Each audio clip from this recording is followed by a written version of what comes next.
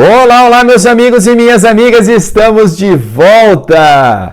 Meu nome é Breno Dores, eu sou tabelião e professor de Direito Empresarial e este é o seu canal do Tabelião. Hoje nós falaremos sobre propriedade industrial. Se você quiser saber um pouco mais sobre patente de invenção, modelo de utilidade, design e também sobre marcas, fique conosco!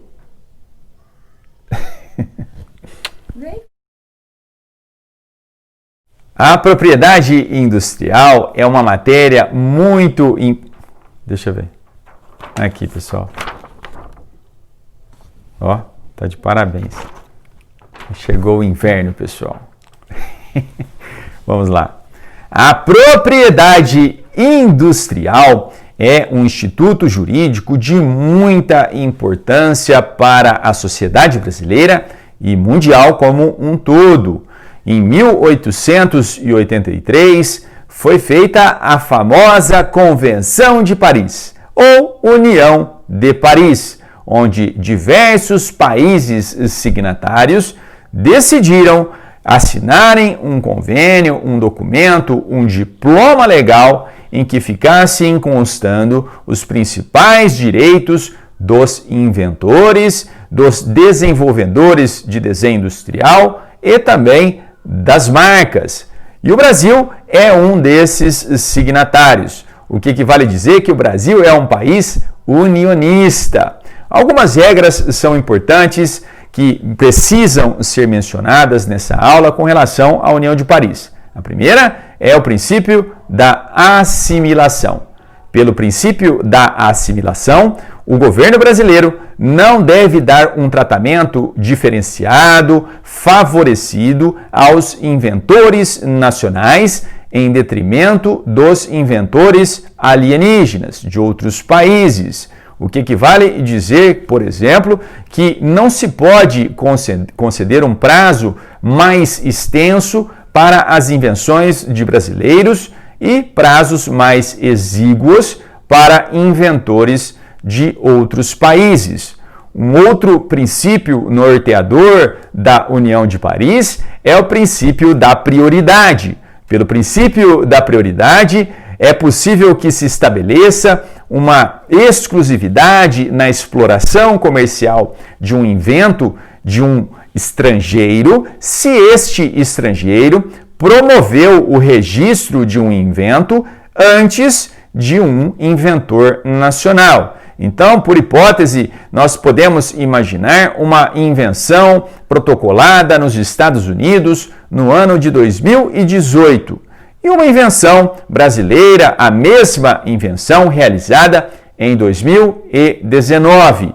Em razão da prioridade no registro da invenção norte-americana lá nos Estados Unidos, antes do protocolo e da concessão da carta patente desta invenção aqui no Brasil em 2019, é necessário que o Brasil observe a prioridade realizada no registro deste americano feito em 2018. Este é o princípio da prioridade.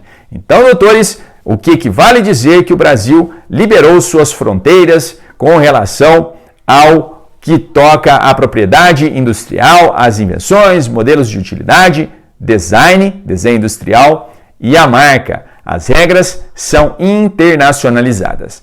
Contudo, é importante colacionar, trazer para lume para vocês que existe uma legislação interna a respeito da propriedade industrial, a Lei 9279 de 1996, que traz, portanto, regras específicas para estudarmos esses institutos jurídicos que eu acabei de mencionar. E não era sem motivo. É necessário que se faça o estudo dessa legislação porque há um SPEC constitucional. Eu gostaria de trazer para vocês aqui a redação do artigo 5º, inciso 29 da Constituição Federal, que traz que a lei assegura aos autores de inventos industriais privilégio temporário para sua utilização, bem como proteção às criações industriais e a propriedade de marcas,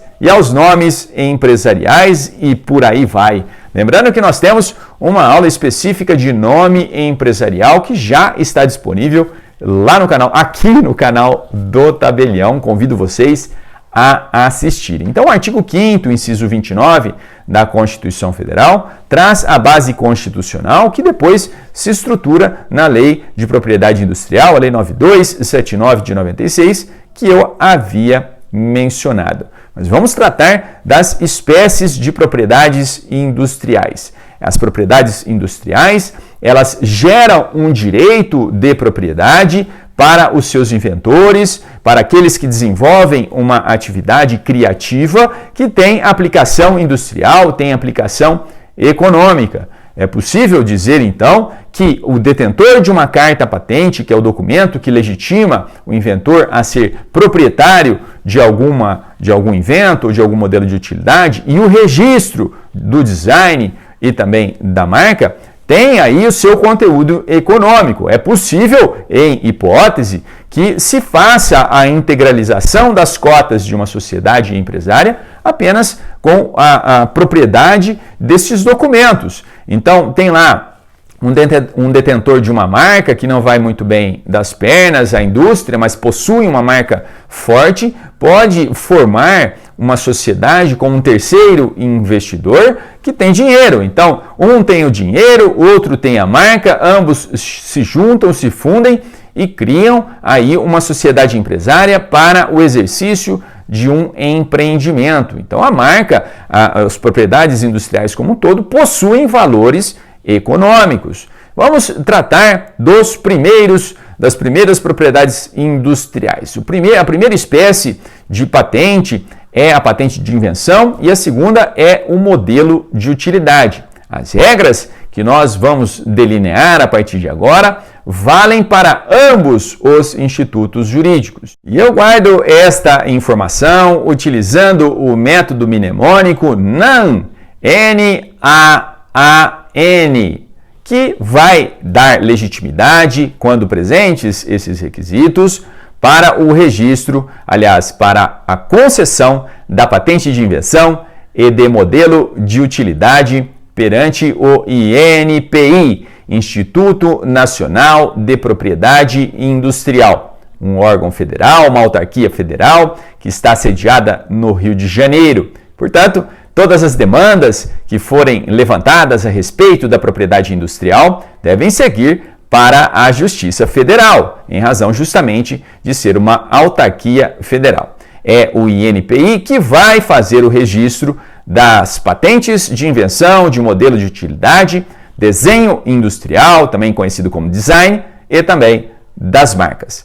Mas voltando aqui a tratar da patente de invenção e modelo de utilidade, conforme eu disse, os requisitos se aplicam a ambos os institutos, a patente e ao modelo de utilidade. Eu utilizo, como eu disse, o método mnemônico NAN, N de novidade, A de aplicação industrial e o outro A, atividade inventiva, e o último requisito, que é o não impedimento.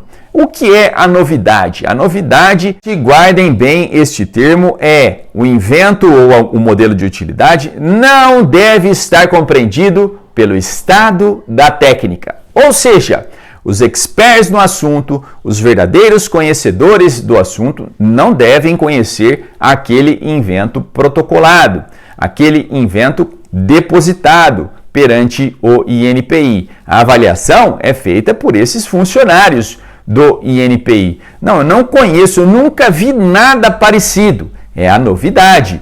A originalidade é algo que não pode decorrer de algo óbvio.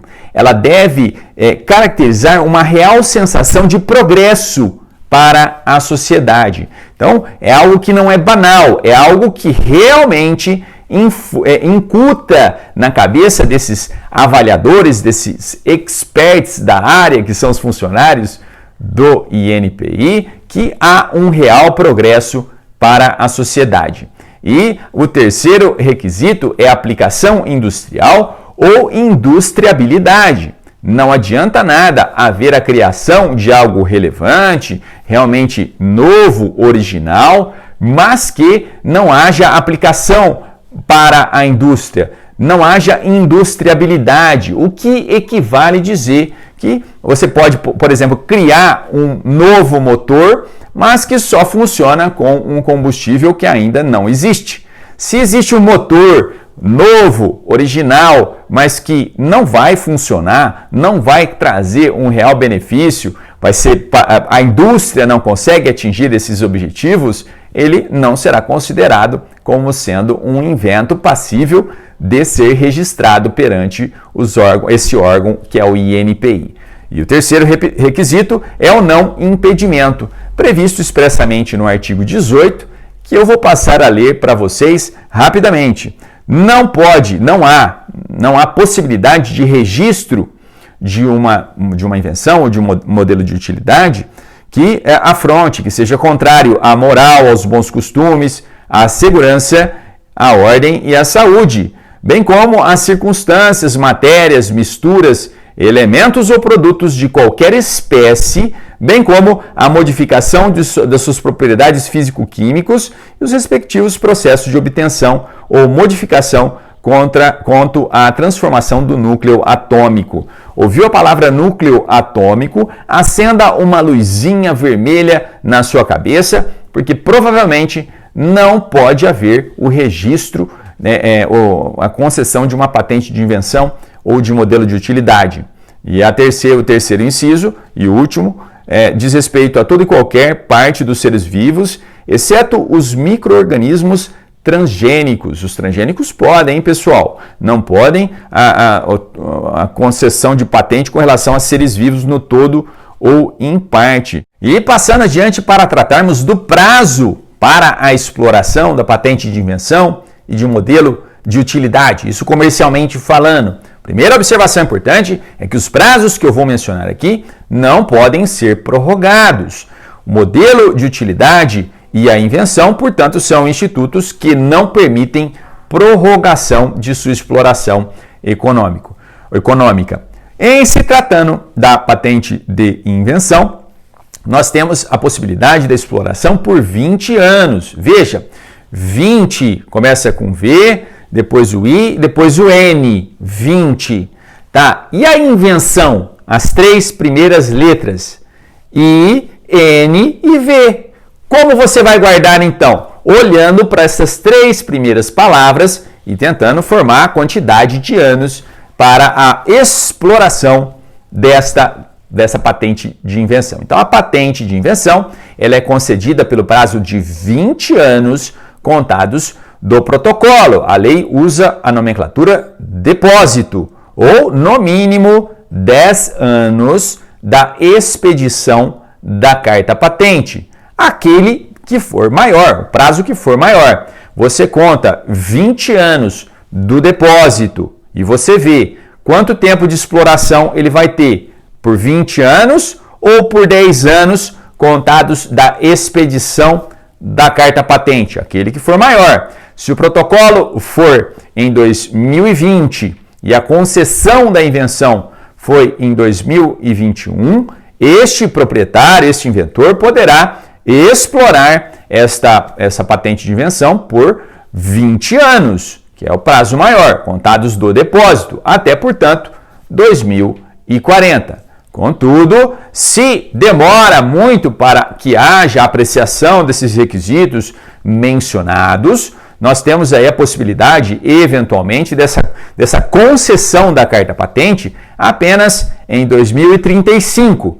Quando houver a expedição da carta patente em 2035, se nós olharmos o protocolo foi 2020 e o término, portanto, do prazo de exploração 2040, ele teria 5 anos para explorar essa invenção. E aí vem a lei e fala, olha, é preciso garantir no mínimo 10 anos. Então, conta-se para exploração exclusiva por parte desse inventor, 10 anos a partir de 2035, aquele que for maior. E com relação ao modelo de utilidade, o prazo é um pouco menor, 15 anos contado do protocolo, também chamado de depósito, ou 7 anos contados da expedição da carta patente, aquele prazo que for maior, conforme o raciocínio que eu acabei de explicar para vocês. Existe ainda a necessidade de nós consignarmos a existência de um instituto jurídico chamado licença compulsória. A licença compulsória é o mesmo que quebra de patente. Em 1996 foi a promulgação, nós tivemos a possibilidade da quebra da concessão de uma patente com relação aos medicamentos de combate à AIDS. Foi uma política do presidente da época, na época nós estamos falando do presidente Fernando Henrique Cardoso.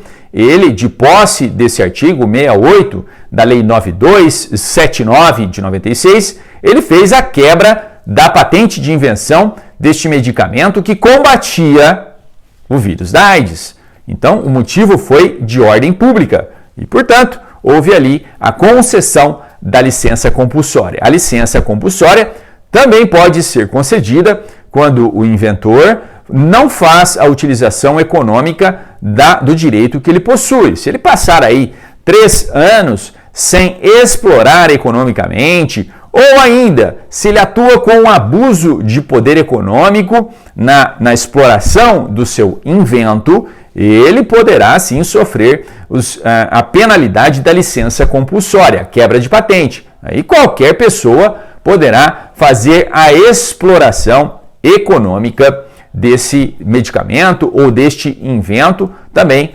podemos entender aí o modelo de utilidade. Mas, Breno, eu não estou entendendo muito bem a diferença entre invenção e modelo de utilidade. A invenção é algo totalmente novo, algo que realmente traga a sensação de que não havia algo parecido antes. Já o modelo de utilidade é um real avanço que se implementa a uma invenção. Então, vamos pensar no motor a combustão. O motor a combustão, quando existia somente a gasolina. Quando inventou o motor a combustão, nós tivemos ali um real invento, algo que era totalmente novo, desconhecido do estado da técnica, nenhum expert no assunto conhecia o motor a combustão. Ele tinha aplicação industrial, porque existia a gasolina, ele tinha aí uma atividade inventiva, ele incutia um real progresso na cabeça das pessoas e não tinha nenhum impedimento, né, de ordem pública, saúde pública ou coisa do tipo. Então, era ali uma invenção de fato.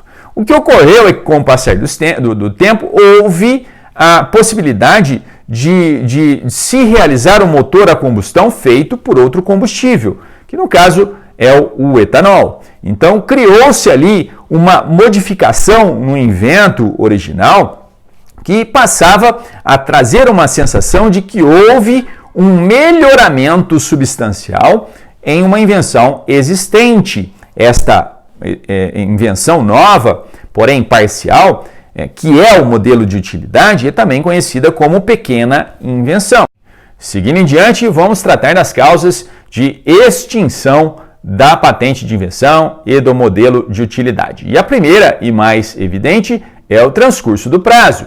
Encerrou o prazo, encerrou o direito de exclusividade. Ou ainda, pode acontecer a caducidade, a renúncia ao direito de propriedade industrial, desde que não haja prejuízo a terceiros, advindo de um eventual contrato de licenciamento. E ainda, uma quarta hipótese, o não pagamento da chamada retribuição anual ao INPI. É necessário que se pague anualmente um valor para o INPI para que se sustente esse direito de exclusividade na exploração do direito empresarial, do direito de propriedade industrial, melhor dizendo. E a última hipótese de extinção do direito de propriedade industrial é a não existência ou inexistência de um representante no Brasil, de um titular de propriedade industrial que aqui não resida. Vamos falar agora do registro de desenho industrial e registro de marca. Lembrando que, conceitualmente, o registro destes institutos jurídicos é um ato constitutivo, o que equivale a dizer que o direito de exploração comercial do desenho industrial e da marca acontecem apenas com o registro da mesma no INPI. Não é a anterioridade que vale. Eu estou usando já faz muito tempo. Não importa, não é esse o critério. O critério é o registro. Quem registrou antes tem o direito de exploração assegurado. E, adentrando mais especificamente no desenho industrial, podemos conceituar o desenho industrial como um conjunto de linhas e traços que ornamentam um determinado objeto sem trazer um acréscimo inventivo a este item, a este objeto, de maneira a caracterizá-lo, portanto, como uma invenção ou modelo de utilidade. Portanto, a grande característica do desenho industrial é a palavra futilidade. A primeira cadeira, vamos falar no exemplo da cadeira, que mereceu um registro como desenho industrial que mereça proteção pela legislação, é uma cadeira chamada Hill House, criada por um sujeito chamado Charles Mackintosh, e nos idos de 1903, esse escocês criou uma cadeira toda diferente que precisou ser registrada para que ele fosse então notado e explorar comercialmente essa sua cadeira. Então, esse conjunto de linhas e traços trouxe a possibilidade da exploração. Vem cá mostrar para o pessoal. Vem cá mostrar para o pessoal. É o mesmo, só que pintou ali, ó, pessoal. O inverno chegou. Fala assim, o inverno chegou. Eu vou passar na escola e no sabor. E vamos passar agora para a análise dos requisitos legais para o registro do desenho industrial perante o INPI. E são 3. O método mnemônico que eu adoto para guardar essa informação é o NON. N-O-N. A novidade, a originalidade e o não impedimento. A novidade vai no sentido da anterior, da análise dos requisitos da patente de invenção e do modelo de utilidade, ou seja, a novidade é não estar compreendido no estado da técnica. Esse desenho industrial, portanto, não deve ser conhecido dos experts da área do INPI que vão analisar esse desenho industrial. Já a originalidade é uma configuração diferente. O conjunto de traços e de linhas que afetos a esse objeto apresentado para ser registrado, nenhum expert da área lá do INPI conheceu um outro objeto semelhante. Então, concluímos que a novidade é a análise feita sob o ponto de vista técnico e a originalidade feita sob o ponto de vista estético. E por último, o não impedimento. Não se pode fazer o registro de um desenho industrial que afronte a moral, os bons costumes, a segurança, a ordem pública, enfim, nós já elencamos quais são os requisitos que atestam sobre o que não pode ser registrado sob esse ponto de vista. E vamos falar agora do prazo de proteção. E eu tenho um método para guardar esta informação quanto ao prazo. O desenho, a palavra desenho, se inicia com DE, D-E-S. Não dá um sentido de 10 com S. Então, o prazo para a proteção do desenho industrial é de 10 anos. Não se esqueça desse prazo. O problema não é se esquecer desse prazo. Você às vezes vai fazer uma prova de concurso, uma prova de OAB e se esquece desse detalhe. Não se esquece desse detalhe, se esquece do quanto é possível de se prorrogar, porque é possível. Então, o prazo de proteção é de 10 anos, prorrogável por 3 vezes, por 5 anos, cada uma dessas vezes, um total de 15 anos de prorrogações. 10 anos iniciais, depois 5, mais 5 e mais 5. Essas prorrogações totalizam 15 anos e a total proteção, o período todo, 25 anos. Muito fácil, portanto, de vocês guardarem essa informação. A pegadinha vem no sentido de o prazo de proteção de 10 anos, prorrogável por 15 anos. E aí você pode escorregar nas bananas que o examinador joga no caminho da sua aprovação. Vamos seguindo agora para falar da marca, este importante instituto que é caracterizado por uma palavra que é o signo ou sinal distintivo. A marca vai identificar produtos e serviços, também vai fazer a identificação de origem e também conhecemos as marcas de certificação. As marcas de origem são aquelas que determinam determinadas localidades, somente determinadas localidades produzem determinados produtos e, por serem produzidos nesses locais, ganham uma certificação de origem, como por exemplo o café que é produzido no Triângulo Mineiro. Todos os cafés que são produzidos fora dessa área regionalmente marcada não podem se dizer como sendo um café mineiro do Triângulo Mineiro. Isso aí feriria os direitos de quem detém esta prerrogativa de origem, como eu acabei de mencionar. Já as marcas de certificação estão ligadas a um critério de qualidade, como por exemplo o ISO 9000, ISO 9001 e assim por diante. E então, tendo ciência desse tipo dessas espécies de marcas, nós podemos dizer que a marca em si, ela pode ser um conjunto de letras, formando palavras, ou então de símbolos, ou ainda de símbolos e palavras juntas. Vamos imaginar a palavra Nike. A palavra Nike pode ser uma marca, porque nós conhecemos que ela se caracteriza um jeito próprio de se escrever a palavra Nike. Ocorre que nós temos também o símbolo da Nike, né? O símbolo que é caracterizado por essa flecha, por esse certo que tão bem caracteriza a Nike. Mas também podemos pensar em tantas outras marcas, como por exemplo a Lacoste. Tem também a escrita Lacoste, que é a marca de roupas, e também aquele jacarezinho com o rabo retorcido. Bom, dito isso, nós podemos lembrar ainda que existem algumas marcas que anexam as palavras e algumas características simbólicas. Vamos pensar no McDonald's. O McDonald's é uma escrita do nome dessa marca, mas feito de uma forma bem peculiar. E assim, Burger King e tantas outras marcas que nós conhecemos. Mas vamos falar então dos requisitos para o registro de uma marca. Eu guardo com o método mnemônico NNN.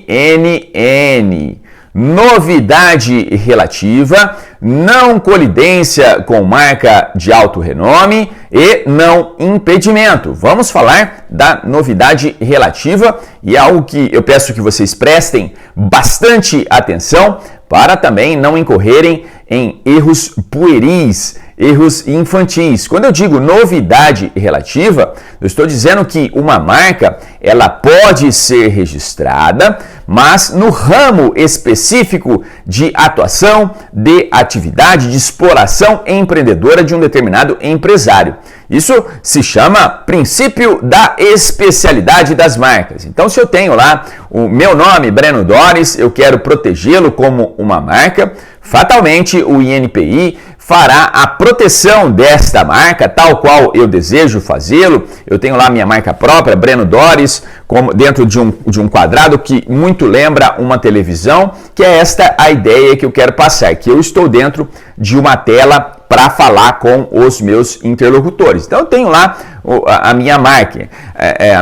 O INPI vai registrar a minha marca no meu ramo de atividade. Então pode ser de ensino, de palestras e coisa do tipo. Eu não tenho a prerrogativa de proteger esta marca, Breno Doris, em outros ramos de atividade. Isso aí pode, em última análise, pode permitir que outras pessoas façam o registro da marca Breno Doris para comercializar, portanto, leite. Então, se você tiver aí andando pelo supermercado e encontrar lá uma marca de leite Breno Doris, fique sabendo que não é de minha propriedade esta marca. Não, brincadeiras à parte, fica este recado, a novidade relativa a essa questão de que a marca será registrada em um determinado ramo de atividade. Porém, nós temos que lembrar que existem marcas de alto renome. E aí eu entro no segundo requisito legal. Eu posso registrar uma marca, por exemplo, eu entendo que existe a possibilidade de eu explorar comercialmente uma marca de roupas utilizando a marca Apple, por exemplo. A marca Apple, eu fazer uma costura de calças jeans e dar o nome de Apple. Eu posso fazer isso? O INPI pode dizer o seguinte, olha, você não pode registrar, embora não haja um registro da Apple aqui no INPI referente à comercialização de roupas, você não pode registrar essa marca para comercializar roupas da marca Apple, porque ela é de alto renome. Então, eu tenho o primeiro requisito, que é a novidade relativa, mas não tenho o segundo requisito, que é a não colidência com marca altamente reconhecida, de alto renome. E o que equivale dizer que haverá obstaculização ao registro dessa marca, porque não preenche os requisitos, o segundo requisito para o registro da marca. E por último, o não impedimento. O não impedimento vai no sentido dos demais não impedimentos. Eu não poderia pleitear o registro de uma marca perante o INPI, por exemplo, lembrando uma cruz suástica nazista. Isso aí feriria a moral, os bons costumes e fatalmente o INPI obstaculizaria o registro dessa marca. Então, dito isso, eu posso caminhar para o prazo para concessão, para proteção das marcas, que é de 10 anos. A marca também é protegida por 10 anos, a exemplo do que se faz com o desenho industrial. Então, tanto o desenho industrial quanto a marca são protegidos pelo INPI pelo prazo de 10 anos. Mas qual que é a diferença essencial desses prazos? Enquanto que no desenho industrial existe a possibilidade de se renovar a proteção do INPI pelo prazo de 15 anos total, 5 mais 5 e mais 5, na marca não existe essa limitação. Podem ser renovadas as proteções dessa espécie de propriedade industrial indefinidamente. E inúmeras vezes não faria sentido que houvesse a proteção de uma determinada marca, como por exemplo a Coca-Cola, e após 10 anos a legislação dissesse, olha, você já explorou o que deveria explorar, então agora está liberado para as pessoas, qualquer pessoa explorar a marca Coca-Cola. Não faz sentido isso. O que ocorre é a necessidade da renovação a cada 10 anos, isso ad eterno, por quantas vezes o proprietário desse direito de propriedade industrial tem em mãos. Beleza, pessoal? Vamos para algumas considerações importantes. Nós temos aí que entender as diferenças entre marca de alto renome e marca notoriamente conhecida. A marca isso cai muito, hein? Presta atenção. A marca de alto renome é aquela marca que é registrada no Brasil e que permite proteção em todos os ramos de atividade. Então eu tenho lá uma marca, por exemplo, vamos pensar aí o caso do próprio McDonald's, vamos pensar no caso do Boticário, vamos pensar ainda no caso do Banco Itaú, são marcas de alto renome. O próprio INPI tem uma lista de marcas de alto renome que são registradas no INPI e que gozam de proteção em todos os ramos de atividade. ninguém poderá pretender registrar qualquer tipo de marca com o nome Boticário, por exemplo, com o nome Itaú, McDonald's e assim por diante. É um critério discricionário do INPI e é uma exceção ao princípio da especialidade do registro da marca. Então, as marcas de alto renome pressupõem registro no INPI e proteção dessa marca em todos os ramos de atividade empresarial. Diferentemente da marca notoriamente conhecida. Essas marcas notoriamente conhecidas, elas estão registradas fora do Brasil e que gozam de uma reputação mundial. Então, elas têm lá uma proteção feita em razão da Convenção de Paris, o artigo 6º bis, é assim mesmo, da Convenção da União de Paris, que vai permitir a proteção de uma marca que está registrada fora do Brasil, mas que é notoriamente conhecida aqui, então ela goza de proteção especificamente no ramo de atividade que ela explora. Então vamos lá, arrematando. Prestem bem atenção, se vocês quiserem e devem fazê-lo, olhem os artigos 125 da Lei de Propriedade Industrial, que vai atestar sobre as marcas de alto renome, e o artigo 126, que vai tratar da marca notoriamente conhecida. E agora, caminhando para o final de nossa aula, eu gostaria de falar com vocês a respeito da possibilidade de haver algum tipo de colidência, lide ou conflito em relação ao nome de domínio. O nome de domínio é aquele nome que nós digitamos na internet para entrar em determinados sites. E aí nós temos vários sites conhecidos que nós utilizamos muito e que eventualmente pensem a seguinte situação. Vamos pensar que aqui no Brasil alguma pessoa tenha registrado o site do McDonald's, antes mesmo que o próprio McDonald's tivesse feito o registro desse nome de domínio. Veja bem, nós temos dois órgãos envolvidos neste caso. Nós temos o INPI, que faz o registro da marca conforme nós mencionamos, e temos o NIC-BR, Núcleo de Informação e Coordenação .br, que vai fazer o registro dos nomes de domínio, é também um órgão federal.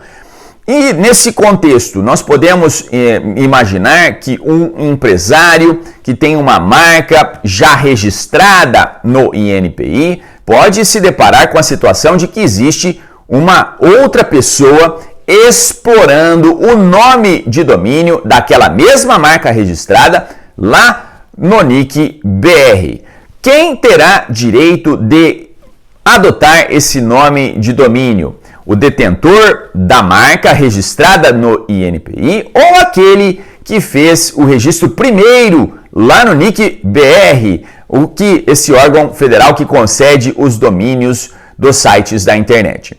Vai ser, obviamente, aquele que fez o registro no INPI. E esse tipo de proteção ocorre justamente para evitar que haja a usurpação de um direito, de um bom nome que um empresário vem gozando no meio comercial, no meio social, porque tem uma marca registrada e vem trabalhando em cima dessa marca e precisa do nome de domínio na internet para continuar explorando convenientemente o seu direito empresarial. E aí ele se depara com a existência desse nome de domínio registrado em nome de uma outra pessoa. Isso pode até configurar um abuso de direito. Então, se houver uma lide questionando quem tem o direito de explorar o nome de domínio, a tendência é que haja uma sentença definindo o direito daquele que fez o registro da marca perante o INPI. Diferentemente do caso de dois empresários têm o seu direito registrado perante o INPI, aquele que efetuar primeiro o registro do nome de domínio lá no NIC-BR terá o direito de explorar a sua marca em detrimento daquele empresário mais vagaroso. Espero que vocês tenham gostado desta aula. Propriedade industrial é um tema fascinante e recorrente em provas de concurso e provas de OAB. Não se esqueçam de se inscrever no canal do Tabelião, compartilhar os nossos vídeos e tecer os seus comentários aqui embaixo para que nós possamos melhorar sempre em nossa qualidade. Não deixe de nos seguir lá no Instagram e no Facebook. Procure lá por Breno Doris, será um prazer tê-los conosco. Uma ótima semana para você, a gente se vê por aí. Tchau! Pessoal, olha o que ficou pronto de fato, agora para valer. Olha isso, ficou sensacional o trabalho, ó. Olha aqui a lombada, outro nível.